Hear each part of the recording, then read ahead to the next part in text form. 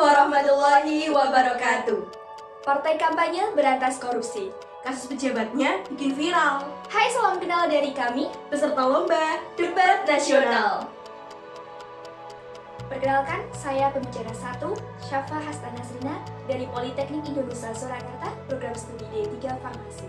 Dan rekan saya sebagai pembicara 2, Wahyu Strini dari Politeknik Indonesia Surakarta, program studi D3 Farmasi. Lomba debat nasional ini diadakan oleh Universitas Kita Bangsa. Izinkan kami untuk menyampaikan mosi. Mosi yang ingin kami sampaikan mengenai Dewan ini pro kontra terhadap Permendikbudristek nomor 30 tahun 2021. Peraturan Menteri Pendidikan, Kebudayaan, Riset dan Teknologi Republik Indonesia nomor 30 tahun 2021 tentang pencegahan dan penanganan kekerasan seksual di lingkungan perguruan tinggi. Definisi kekerasan seksual. Kekerasan seksual adalah setiap kegiatan atau perbuatan merendahkan, menghina, melecehkan, dan atau menyerang tubuh dan fungsi reproduksi seseorang karena ketimpangan relasi kuasa dan gender yang berakibat atau dapat berakibat penderita psikis atau fisik, termasuk yang mengganggu kesehatan reproduksi seseorang dan hilang melaksanakan pendidikan tinggi dengan aman dan optimal.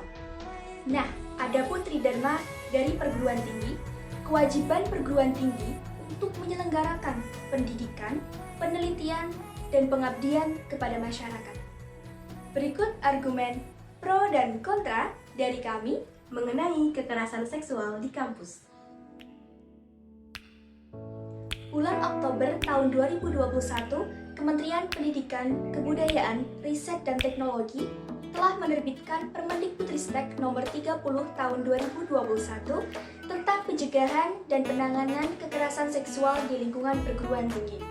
Peraturan ini menjadi langkah awal untuk menciptakan ruang pendidikan yang aman dan nyaman serta terbebas dari kekerasan seksual.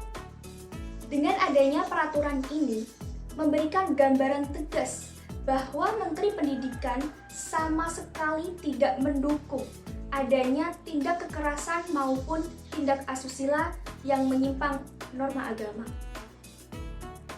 Peraturan ini merupakan langkah yang progresif yang dilakukan pemerintah di tengah maraknya kasus kekerasan seksual di lingkungan kampus. Peraturan ini menjadi dorongan tersendiri agar suatu kampus lebih tegas lagi dalam menghadapi dan menyelesaikan masalah kekerasan seksual.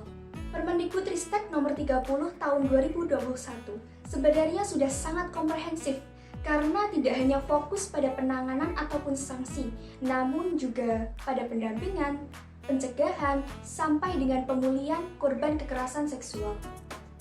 Faktanya, selama ini banyak sekali korban kekerasan seksual yang tidak berani melaporkan kasusnya lantaran lemahnya hukum terhadap hal ini.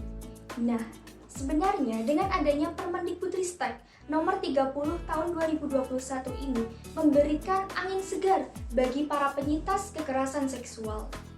Jadi, peraturan ini memiliki hukum acara tersendiri.